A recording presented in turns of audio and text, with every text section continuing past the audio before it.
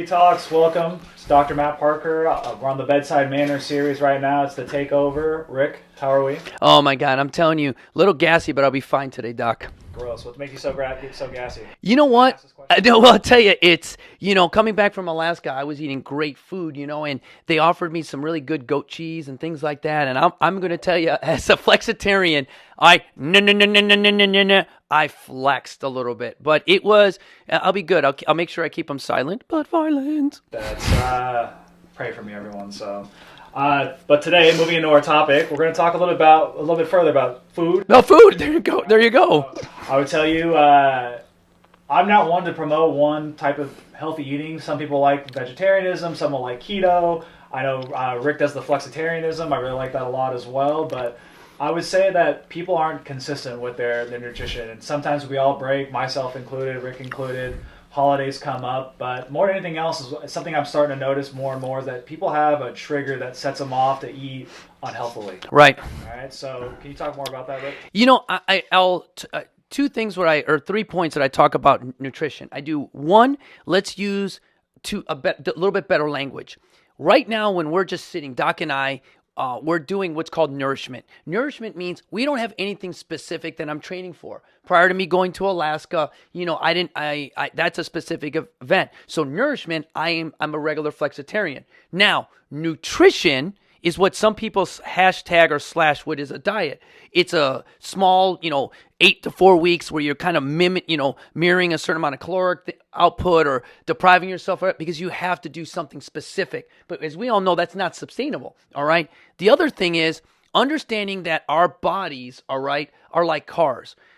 I use the gas pump that when you see the different grades. So right now, when I was in Alaska, if let's say the gas pumps are 83% octane, 90 octane, and 91, okay? I was eating at 83% octane because my fitness and my performance, I was burning through calories. It was 2,000 calorie days. It was 1,800 calorie days. So I could pretty much put lower grade fuel in my body and still perform at a good elite level. Now, when I come back home, what I'm going to do is I'm going to refine my nutrition or my nourishment to a 91 octane. I'm going to follow that quicker, a little bit vegan diet, yada, yada, yada. But I'm not going to beat myself up so much if Doc invites me over to his house and says, hey, Rick, you know what? Go ahead. I've got this nice little tidbit I made. Well, what did I do? I went from 91 to about 90. I only put a little bit in there, and it's okay because now I know tomorrow I'm going to put that upgrade fuel in there. But here's the trigger, you guys. My name is Rick Noda, and I'm a big man in a skinny man's body. All right. I love to eat. Now, when I'm hangry, anything can trigger me. Doc can look at me the wrong way or something. I'm just going to eat. But I use this analogy, you guys. Let's say you're going to an appointment. You're going to school. You're going wherever. You wake up 15 minutes early. You do everything right. You get in the car. You start to drive. And as you're driving, you're feeling all great. And all of a sudden, you stop. There's bumper-to-bumper traffic. Now, that bumper-to-bumper traffic is going to make you 10 or 15 minutes late. I don't know who you are. You sit there for the first few minutes. What do? You start to negotiate. You say, I'm okay, man. Time's great. I'm fine. Don't worry about it. Or I don't need that food. The food's okay. It smells good, but why do I need it? And as that starts, you go through these different emotions. And we talk about when someone passes away, the 7 stages of mourning. This is the same thing. Your triggers, you go through the first initial responses. First, you go through that emotional thing like, I don't need it. It's okay. Then as you start to go through, you start to you get a little sad or sympathy, like I could eat it. And then you get angry. And then you say, F it, I'm going to eat it anyways. So the biggest part is how do we deal with those triggers? All right. So first off, use the analogy. If you're in that bumper-to-bumper traffic and you're gonna be a little late, what would you do? You would call ahead. You'd send a text message. You would reduce the fire on there. Same thing is understand that if you're going to eat something, what are you training for? What is your goal? And understand that you can kind of modify that. Now, if I'm an addict like myself with alcohol and this, maybe that limit is not that great. So you know what I do? I call a friend. I'll use that trigger to do something. Now, I believe in what's called pattern interruption. Okay, pattern interruption is something that I learned from a lady much smarter than me. So I use this scenario, and I love pizza. I'm from Chicago, you know that. And if there's a pizza there, I'm gluten-free, there's cheese and all that stuff. I will look at that pizza, and the first thing I'll do is I'll make a dolphin sound. Then I'll breathe. Then I'll make that dolphin sound again. And then I'll remember the first time I had that pizza, Doc. And I remember Lou Malnati making that pizza so good. And I'll smell that pizza. So what am I doing is I'm using my olfactory to do what it's supposed to do, is let my mind catch up. And then I put that down and somebody goes, aren't you going to eat it? I go, I just did. I ate it. I ate it when I was 12 years old, when Lou Malnati, I was sitting there, I had sauce stuck in my teeth and all that stuff. Right now, I don't need it because I want to stay at 91% octane. I don't want to put diesel fuel in this body right now. I want to keep it that way. But you guys, it's super important to understand that you could do everything right and anything can trigger you. Know where you're at in your fueling. Are you at 83%, 90 or 91? And try pattern interruption. Now, Doc, when I've done this in the clinic before, I ask someone to say, what is something that can break you out of something? Why did I pick a dolphin? I was in 8th grade. My parents had me on a cruise, and we're on the front of the Carnival Cruise Line. I know, oh, Titanic, on top of the world. But I was sitting there in the front of the cruise ship, and we saw dolphins. And I asked one of the crewmen, he goes, oh yeah, we throw fish out there so the dolphins kind of come through. And it was the coolest thing ever being in 8th grade. And they're making their little, and I love it because it takes me back to when I was in 8th grade, looking at the smart mammal, which is a dolphin, but then it allows me to breathe. And I take 2 or 3 breaths, and the urge is still there, but it's a little bit less, and a little bit less, and a little bit less. I don't care, Doc, if you do it 12, 15 times, but what you do is you allow yourself to stop. And that stopping is what we're trying to accomplish here when we talk about nutrition versus nourishment. So it's a little bit more long-winded because, again, it's a very hard thing to do. Have it be food, have it be alcohol, have it be sex, have it be, addiction all has its triggers. And it really starts on an emotional response. And if you have the outline and some of the saving, what I call the protocols, it again will reduce some of the severities of what you can do. I always promote, I like writing them down, right, for me. So, oh, yeah. By the way, my name is Matt Parker, and I'm a cookie monster. So, that's my kryptonite, so they don't even give me a cake for my birthday. My family gets me a huge chocolate chip cookie from Miss Fields.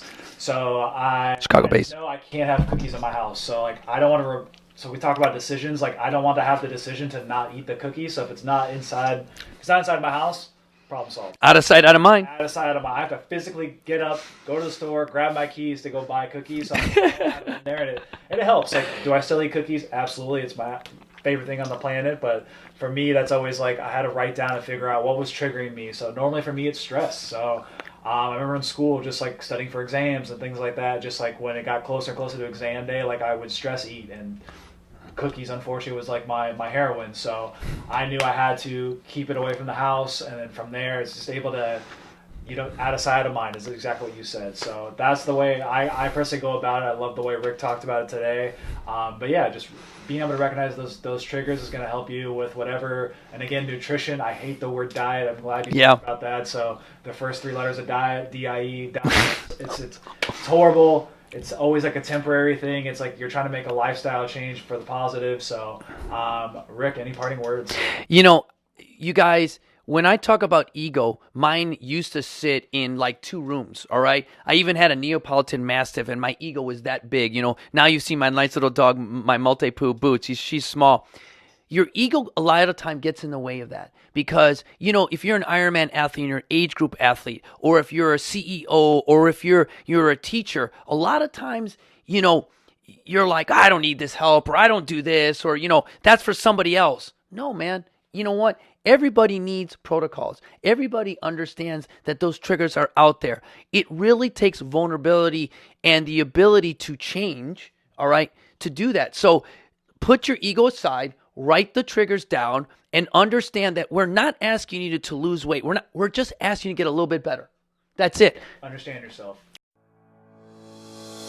Hello, and thank you for joining us on the Stay Healthy San Diego podcast, brought to you by Parker Physio, aimed at helping you live an enjoyable, fit, and healthy life in and around our community. And now, introducing your host and author of Aging Smarter, Dr. Matt Parker.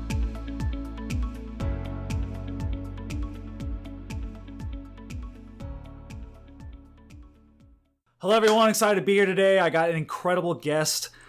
It's something that kind of goes not so talked about in healthcare today, and it's vertigo. What is vertigo? Dizziness, falls. It's very common.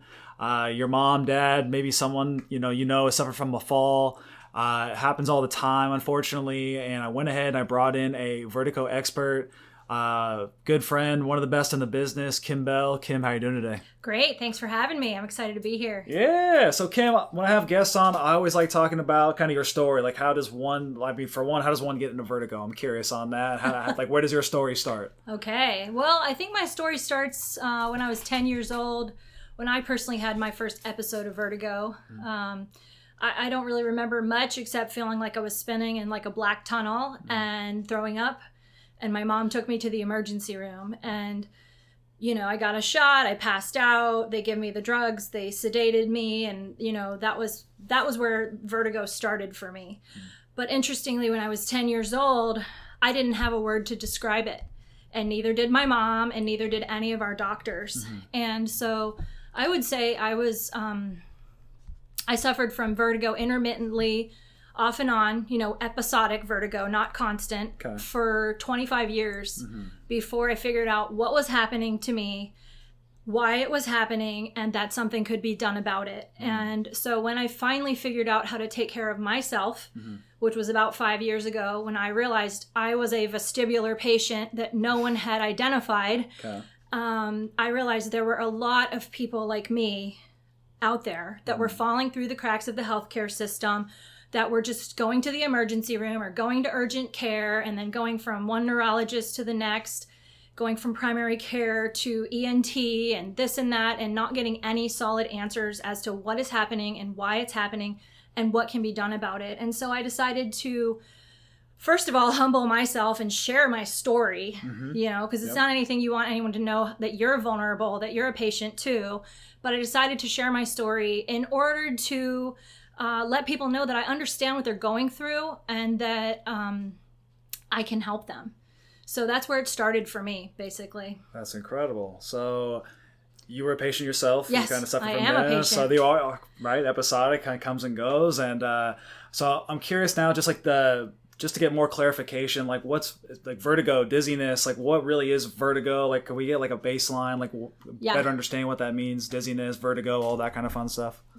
Most people call it dizziness. So dizziness is the general term for all of these symptoms in this category. And so dizziness is what you'll most commonly hear people call it. And people that know what vertigo is are people who have had some further education on the topic. Either they've read up on it themselves or they've seen a healthcare provider that's educated them. But if you just meet some average person, they're going to call everything dizziness in this category. And so it falls really into three different symptom buckets. One is a general feeling of disequilibrium. Equilibrium being feeling balanced when you're up on your feet and you're walking. So disequilibrium is just, you feel unsteady, you feel unstable, you feel like you can't walk straight, you're not comfortable walking and say like turning your head or carrying groceries while you're walking, things like that. You feel off balance. That's disequilibrium. That commonly comes along with dizziness or vertigo, but not all the time.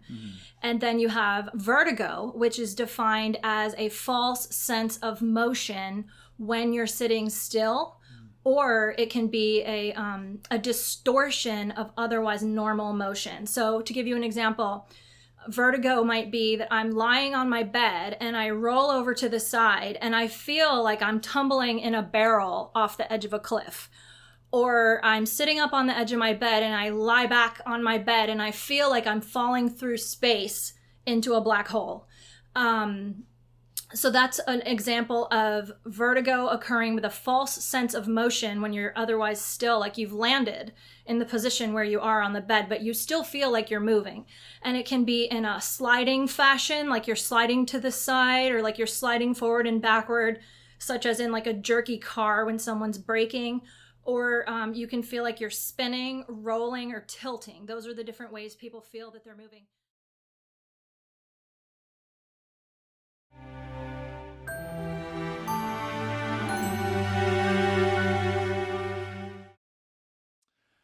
Hey, Dr. Matt Parker here with Parker Physio, where we specialize in helping those over the age of 50 that are struggling with aches and pains get back to feeling healthy and living an active, mobile, independent lifestyle while avoiding those pain pills and costly surgeries. If you'd like to reach me, you can go ahead and call me at 858-900-3361. Again, that number is 858-900-3361. My email address is my name, Matt, with just one T, MAT@parkerphysio.com, or you can go to my website, parkerphysio.com, where I have plenty of information on things like how to help back pain and shoulder pain, neck, foot, knee and ankle, sciatica. If it hurts, there's information on that website. So please go check that out, and look forward to talking to you soon.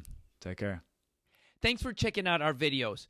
If you want to go ahead and subscribe, go ahead and hit that button right below. Or if you want to check out the latest video right here over my shoulder, go ahead and click that link. If you want to check us out on our social networks, we're at T3 Body Encinitas. That's T3 Body Encinitas. Or shoot me a quick email at info@T3 Body Encinitas, where our motivation inspires you to be better. See you guys soon.